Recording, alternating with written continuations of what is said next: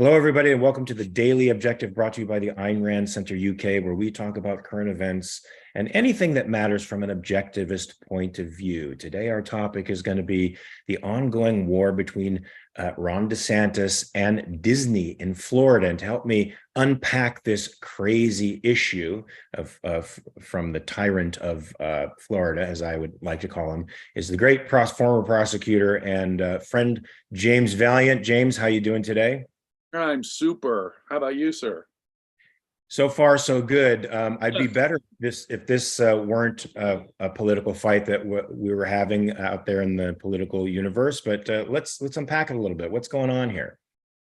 Well, Disney at first, Disney owns, what is it, 47 square miles of Florida and Osceola and Orange counties there around Orlando.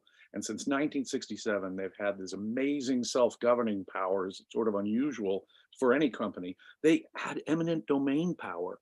They can set their own tax valuations. They can run their own fire departments and have their own monopoly electric and water services there. They're running their own government, in effect, over there in Florida. But that's been the case since 1967.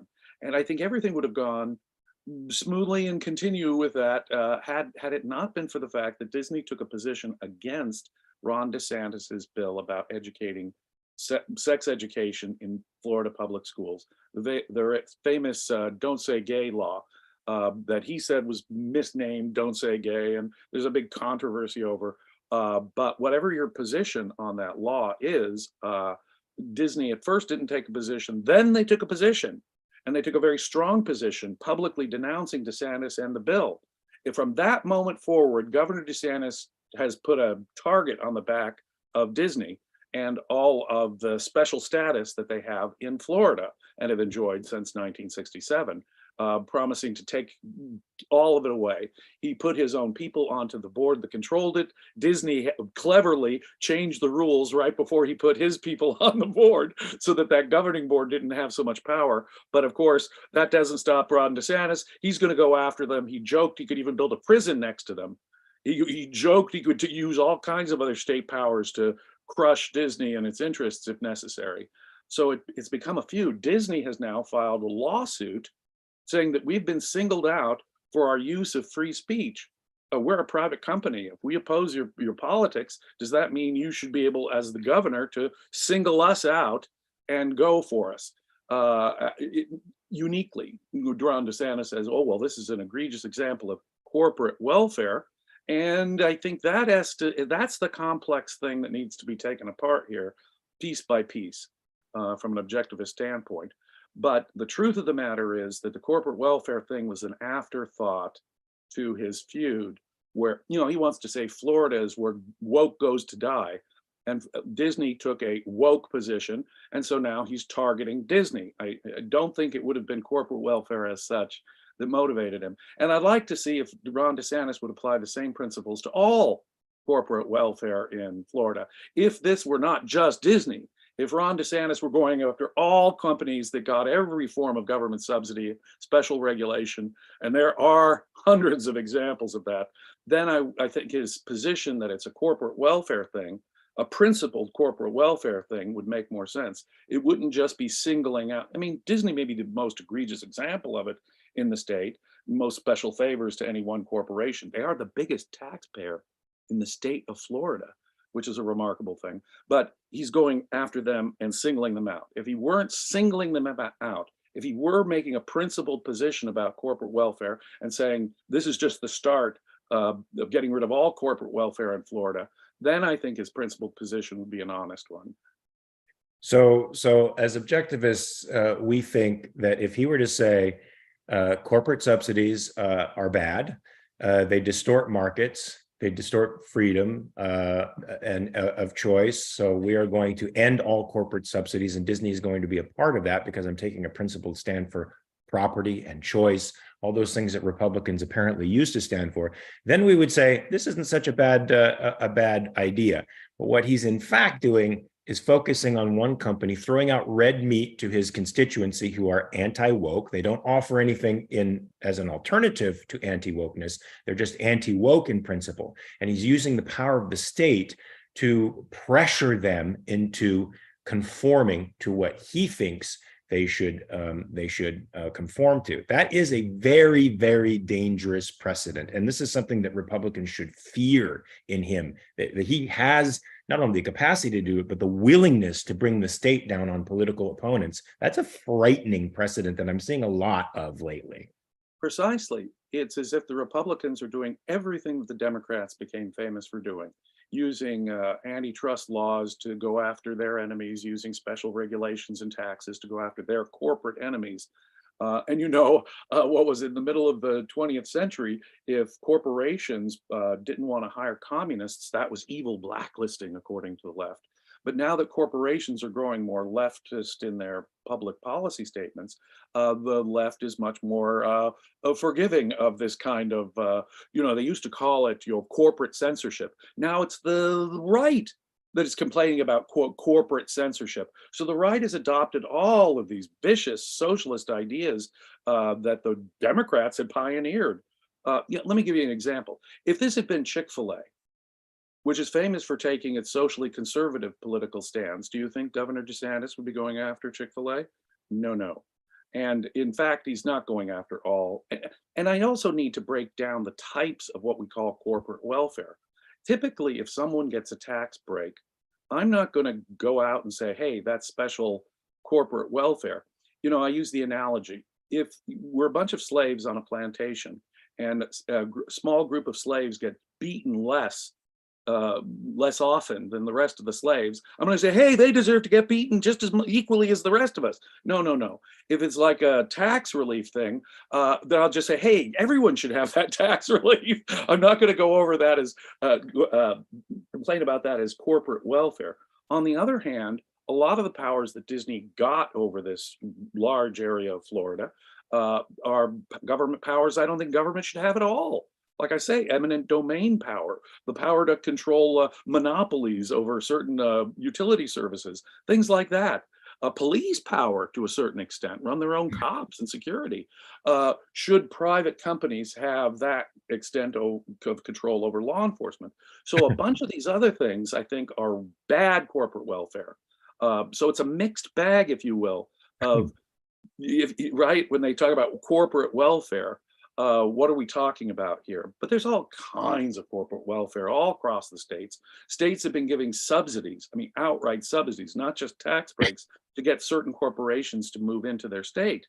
If they want a high-tech company or something, an Apple facility to open in their state, they'll give them direct subsidies, not just tax breaks. They'll give them regulatory breaks that other companies don't have. Again, regulatory breaks are in a sort of a mixed, gray line there, because what do we mean by regulatory breaks? I mean, some state regulations are outright corporate subsidies. Take occupational licensing.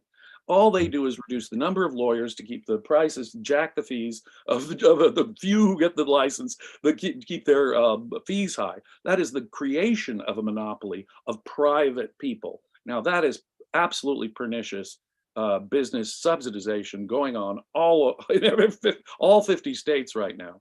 If it were a principled position on the part of DeSantis or the Republicans against corporate welfare, and if they could parse these issues in a principled way, but of course, what does that require? It requires ideas, it requires philosophy, it requires understanding the principles of individual rights that this country was founded on. It requires understanding property rights. It requires understanding the free market. Today, the right, which used to give nominal, at least, support for free markets, I think has lost that altogether.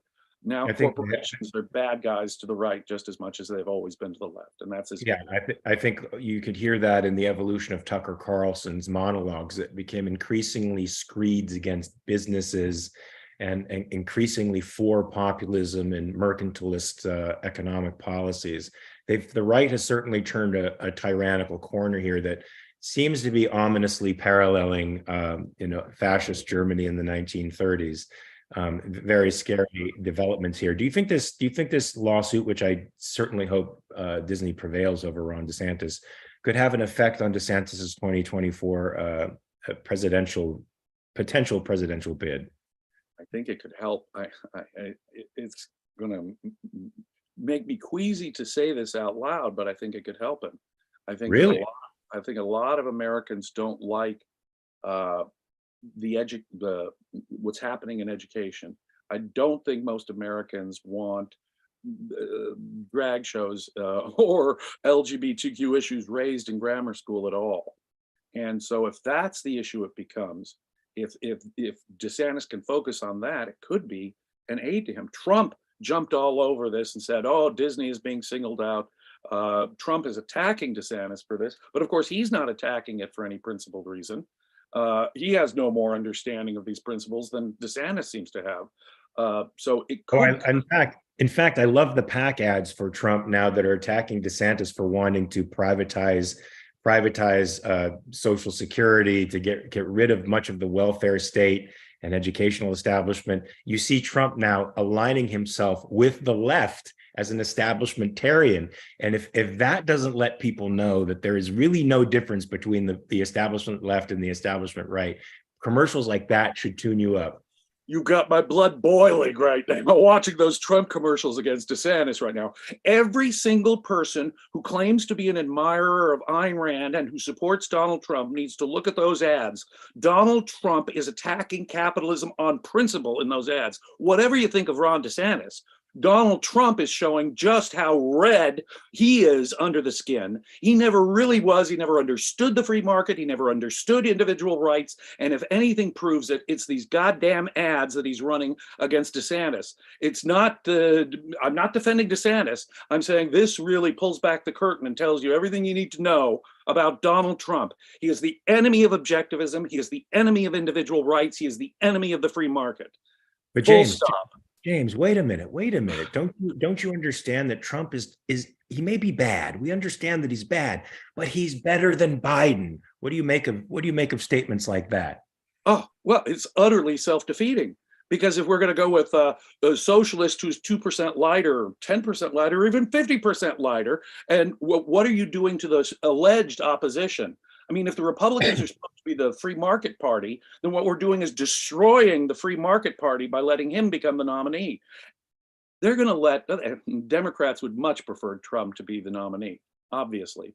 And so Republicans are just dumb enough to let the Democrats pick their candidate, Donald Trump, this time, because of their, oh, well, he's a victim of this. Even if you think, we did a whole show on that, even if you think Donald Trump's case in New York is unfair and unprecedented, and that shouldn't thrust him into the White House, even if he's being mistreated in New York by some New York DA. But I fear that the right is just dumb enough to let the left pick their candidate this time. It's. I wonder if it's part of it may be stupidity, but part of it is also just a massive well of resentment. I mean, there's only so often you can tell somebody that they're deplorable, that they're evil, that they're awful, and you command the heights in such a condescending and destructive way, where what you're doing with those heights is so clearly deteriorating values, so clearly deteriorating the epistemological faculty of our youth, causing depression, suicide, and epidemic levels. That in itself, the resentment combined with the clear loss of control over American culture as such, but not able to provide the answers, creates a great deal of agita. And Trump is sort of the man of the hour. He stepped accidentally into the right place at the right time to capitalize on a lot of strong feelings. If we had somebody of an objectivist, bent, who could step in and articulate a real vision for America, I think they would win over both. We just don't have that right now. I think they would be much more popular. I think that there would be at least a constituency for them. I think there would be at least a group and we don't even have that voice out there articulating that for the group. I don't know how big a group they'd be. I hope it would be a big group and they'd prevail over them. But why doesn't someone stand up to articulate the position of that group, which I do think is for real out there? That's a great point. Because I think politics has lost the concept of being principled, and now if you go into many political science classes, they're going to emphasize pragmatism over over principle, as if principles are not practical or practically applicable. And so they don't even really look to that anymore. They don't think that a uncompromising principled stance can win. And yet we see it all the time on the left. They're not popular, but they win, and they win not just because they know how to play with the the mechanics of power. They win because they're consistently moral. That's it. Well, who is articulate? Who is our, the guy with the consistent ideas will prevail at the end of the day. If the Republicans are put in the position of being a Trump kind of Me Too or a DeSantis kind of Me Too, they are necessary. We're going to end every Republican administration with a bigger regulatory state and a bigger government, just as we have been for a long time now. But you look at the Biden is the bank crisis right now. Oh, well, the government's got to come in and step in to bail out these banks. Well, just as Republican President George W. Bush did in 2008 when that banking crisis happened. Because, gosh, we have to bail out these big companies. That's the kind of corporate welfare that both sides should be able to take a principled stance against. Yeah, but no side wants to be responsible for the pain people have to feel when downsizing inevitably occurs, when these bubbles burst. Nobody wants to be the guy on watch when everybody turns to him and says, wait a minute, I'm feeling a lot of pain right now. It must be your fault. And so they just kick the can, further down the road. This election in 2024 seems to be it's going to be a crazy scenario.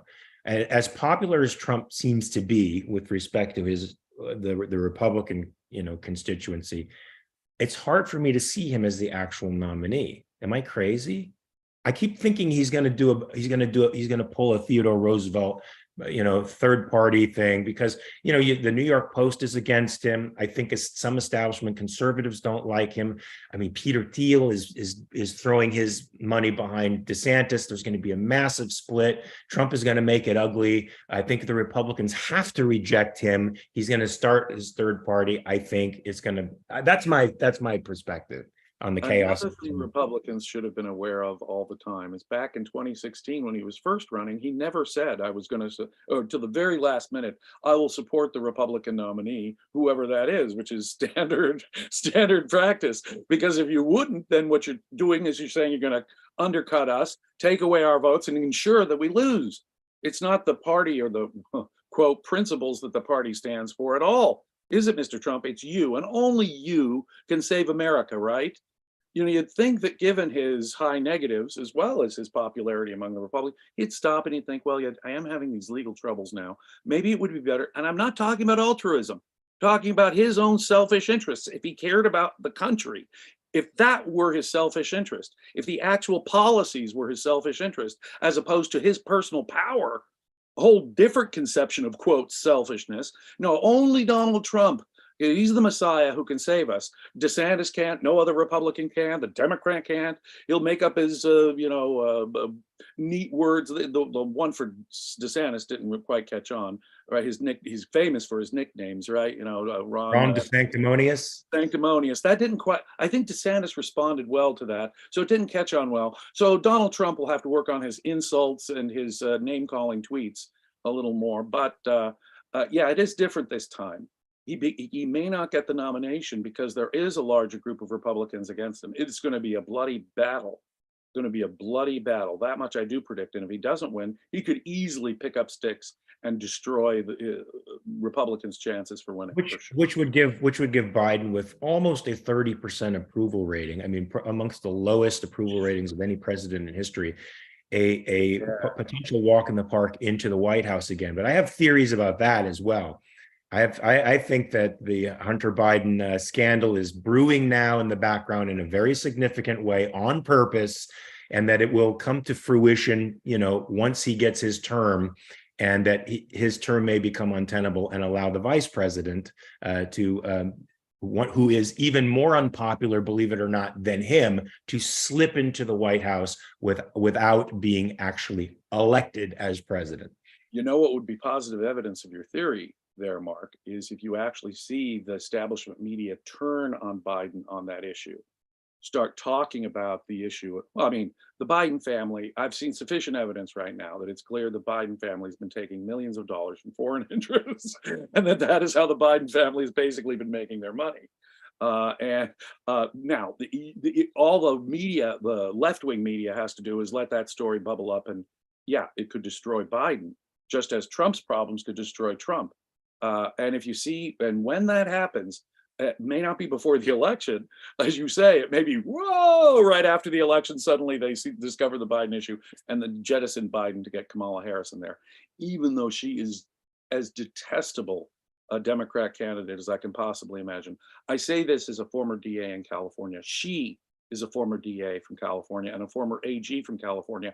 And as a prosecutor, she stood for everything that I despise in bad prosecution. Literally, she went after small pot cases against blacks. On the other hand, she was after business. On the other hand, in a completely arbitrary way, she covered up for bad cops. She's just as despicable a prosecutor across the board as you could possibly imagine. And her tenure as vice president is obviously not impressed many people in this country either. That's Wow. their only way of getting her in there. Yeah. Wow, go figure. A power luster is corrupt on every level and for many, On many years. every level. So we have some super chats here. Mary Aline with $5. Thank you as always for your support, Mary Aline. If Disney provides a lot of its own services, doesn't that save Florida taxpayers some dough? I would imagine that could be true. And in fact, it does. Disney paid over $1 billion to the state of Florida in tax revenues last year, and it paid for a whole bunch of local services. That's why it's running its own little government there. And it can do some of that even more efficiently than governments are providing those services. There's no question about it. So yeah, the part of the deal is, what is the economic benefit and loss? In the vast majority of cases, you can show quite easily that this corporate welfare actually isn't a good idea for the state's economy, doesn't help the general prosperity in the state. Quite the opposite. There have been several studies. Heritage and Cato, I think, have both done studies on how state corporate welfare is counterproductive in most cases, at least. But in this case, I'm not quite sure that would be a particular case. But that shouldn't be what it turns on. We should if they're not taking a principled position against corporate welfare, if they want to say all corporations should be treated equally, I'm all on board. But if they're going to single out Disney for this, then count me out. Then they're being no different than a Democrat who's singling out some big bad corporation for being big bad and disagreeing with him, Ron DeSantis. Indeed, that's a scary precedent, as I said earlier. And yes, Disney generates dollars, and it does it voluntarily. It does it by attracting people to their theme parks and people voluntarily paying, and they provide jobs and services that I think are fantastic. They should be left alone, as every other corporation should, to live or die on how good its values are that they produce. Gail Parker with $4.99. Thank you, Gail. Good morning, gentlemen. Great topic. Thank you very much. Wes Stewart for $10. No comment, just the $10. Thank you, sir. We'll take that. Emmanuel, member for 4 months. Is there a possibility that DeSantis does not run? I do think there's a possibility that he won't run. I mean, I feel like getting in a political fight with Donald Trump is like getting in a boxing ring with a guy who's a very awkward, unschooled fighter. You are going to get hit with elbows and headbutts. You're going to be pushed. You're going to be bruised and cut. Even if you win the fight, you're not going to look good doing it, because he's just bad. He'll bite your ear. He'll do everything he can to hurt you, throw your timing off, hit you from weird angles. You're not going to look good. And you think that DeSantis might want to harness that political cachet he's building up for a later run. What do you think? You think it's a possibility he won't run? I think he's going to run. I really do. I think that the feud is boiled up enough and has become personal between and isn't that weird that their psychologies are playing into this? As I say, Trump's power lusting psychology, I think, is obvious, and ego issues are obviously playing into this. And I think Ron DeSantis, I think even if he, in his own mind, even if I don't get the nomination this time, I'm setting myself up for the next time. So I think he will run. But you're right. The analogy is a beautiful one. He is. It's gonna be like, Mike Tyson losing it and biting off an ear or something, and it's gonna be. DeSantis is gonna get bloodied up. He has to think about that side too. I But I just think wonder. I wonder if he can look good right now. There's as much as we as objectivists see the flaws in his game, major, scary flaws that make him a non-candidate as far as I'm concerned. It's when you go up against somebody who sort of dictates the tenor of the debate and takes away whatever ammunition you have, it's really hard to look good. And you may be right. It may be there may be too much money now behind him. There may be too much momentum behind him to refuse. But I just don't see him looking good in this confrontation, and I see it as causing a great rift within the Republican Party, which could be its downfall, which may not necessarily be a bad thing. But I don't see an upside to this.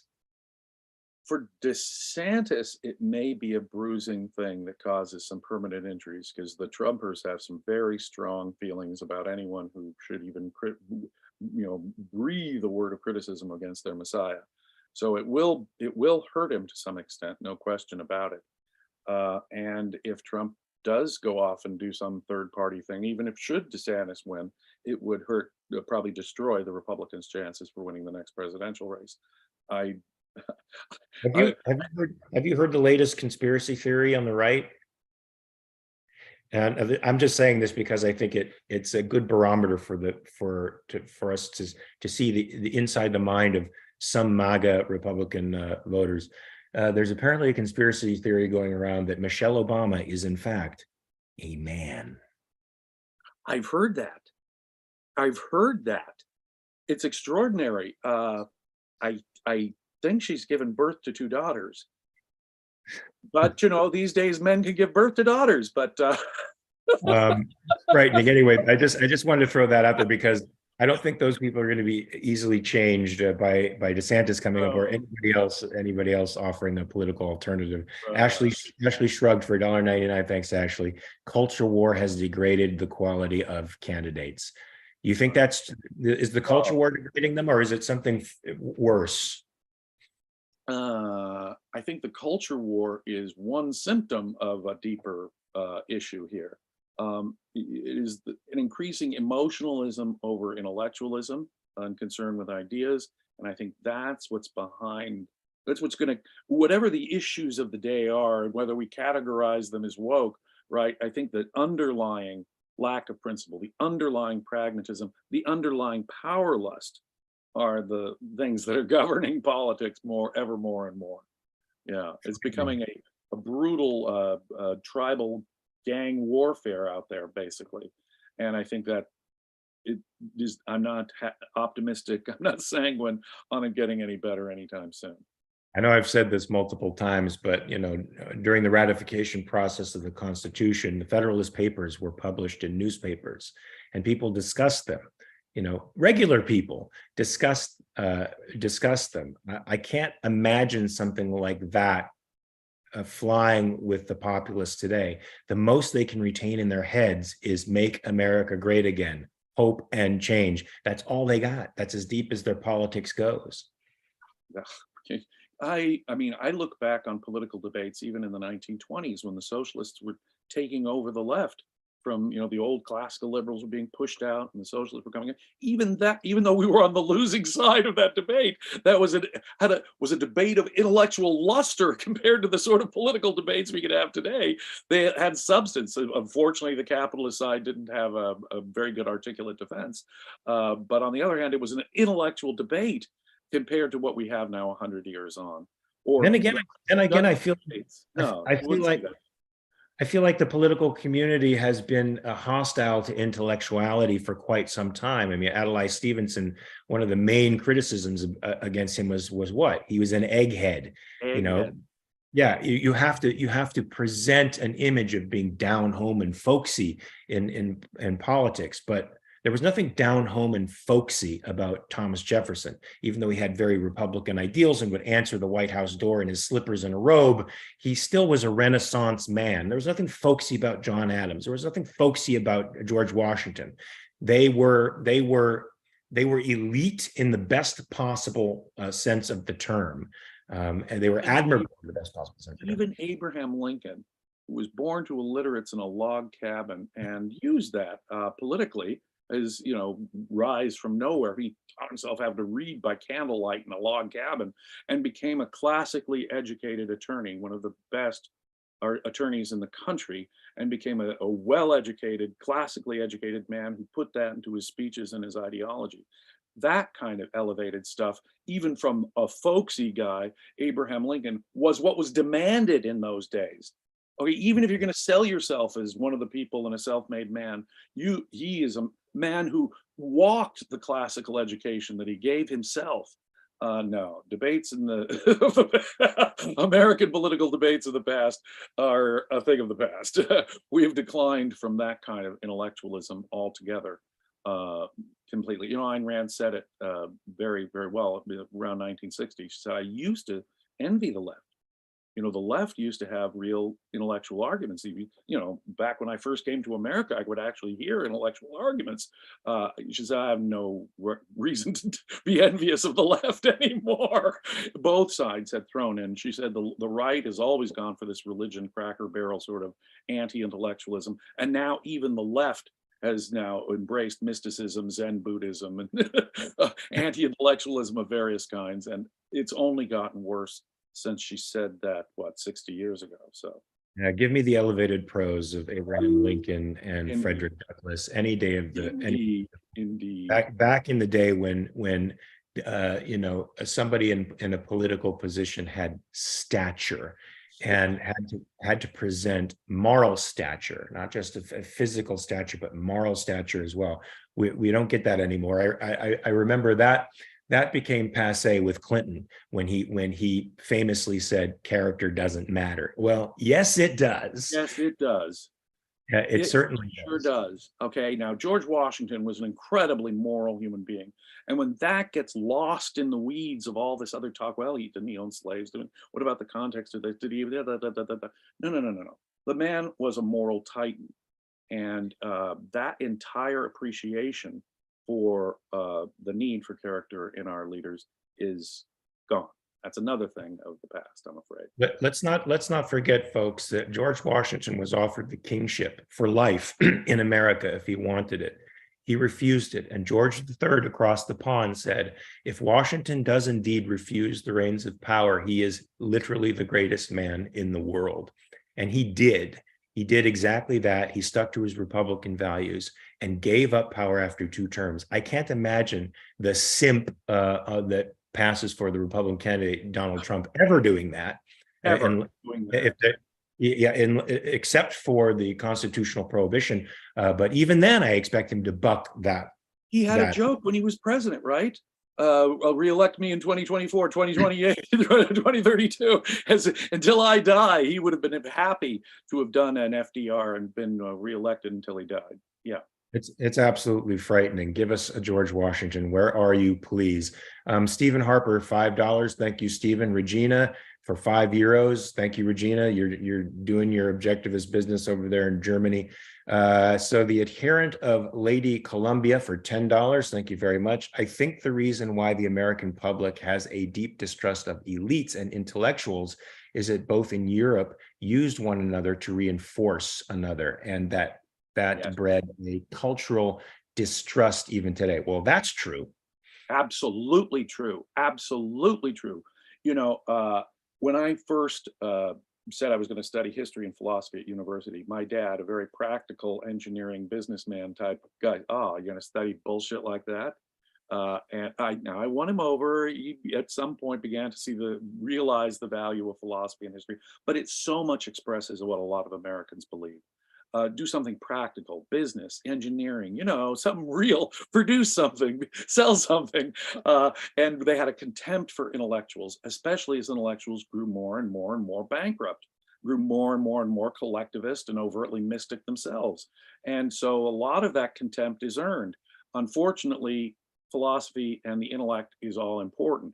And we forget that when you surrender it And that's what business people did. That's what the better people in America did. They sort of surrendered the world of ideas to the Ellsworth Tuohys, if you will. And that you can't do. That is a process of suicide. That's suicide on the installment plan, as it's turned out to be over the last century. So no, Indeed. we all the more urgent to get into ideas, correct the world of ideas, even if we have to bypass the government subsidized universities. Talk about corporate welfare. Yes, and now you see the obvious establishment mill. You see these people going to the Ivy League schools, learning the establishment narrative, and then being churned out into either academia or the information world or entertainment or the politics, and then they recycle that narrative into the popular culture, and it becomes it should be self-detonating, but it becomes a self-perpetuating sort of narrative that they end up supporting, mutually supporting each other. Mary Aline, again for $5, thank you, says possible future topic: when did vagrants become homeless people? Or now it's even worse, it's not just homeless people, now it's the unhoused. So it's not this is they lack housing, it's that they have been unhoused by circumstances far outside of their control, and it is our responsibility to house them. House them, feed them, clothe them, provide them sufficient entertainment. Why not prime rib and caviar? Yeah. Why not? I mean, need preempts everything, right? I am uncaviared to an extent that is distressing, and I think, Mark, you should be compelled to take care of my uncaviaredness. Well, I'm unferraried, so if you don't mind, Ferrari. yes, Right. I'm also un G7, so I do want that private plane whenever you can to whisk Right. me. Right. David Bustamante says COP 11,900. I don't know what's COP. Is that a certain kind of currency? I don't know. Anyway, thank you, David, for whatever that is. It's mysterious to me. James, I don't think has access to these chats. He could probably figure out. He's got a bigger brain than me. It's beyond. It's above my pay grade. Oh, it's a currency, Colombian peso. Thank you very much, David Bustamante, for 11,900 Colombian pesos. Wow. It sounds impressive. I don't know the conversion rate to dollars or pounds. It sounds impressive. So, James, are there any final thoughts on this situation with Ron DeSantis and Disney that you'd like to part with? It's ugly, it's unprincipled, and those on the right who think that there really is a battle over corporate welfare in principle are sadly mistaken. This is a feud between a company that took a position on politics that a governor didn't like. And unfortunately, that's what it amounts to. I don't see a turnaround on corporate welfare or anything within the Republican Party. No, and woke ideology is a good thing to battle, folks, but you have to offer a positive. What's the positive? Individualism, reason, productivity, human sovereignty. The very things that objectivism offers are the antidote to this wokeness and anti-wokeness faux solution.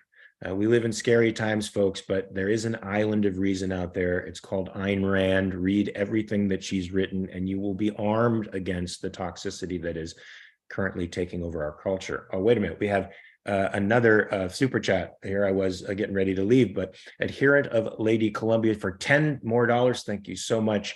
As much as the current sides are terrible, it does put pressure for others to look elsewhere. I can begin my road to objectivism by simply wanting a quiet, peaceful life to be left alone. That's true. And you know what? A platform already exists that you can go to. It is an oasis in our political desert. It's called the American Capitalist Party. You go to my Twitter site, Mark R. Pellegrino, and it's in my profile. Click on it, read the platform, and you know what? Start a grassroots movement in your own region, in your own city. State, if you want to. You can do it. You can make these ideas a part of the political mainstream, but it's going to take some work on your part. I'm busy, but you can do it.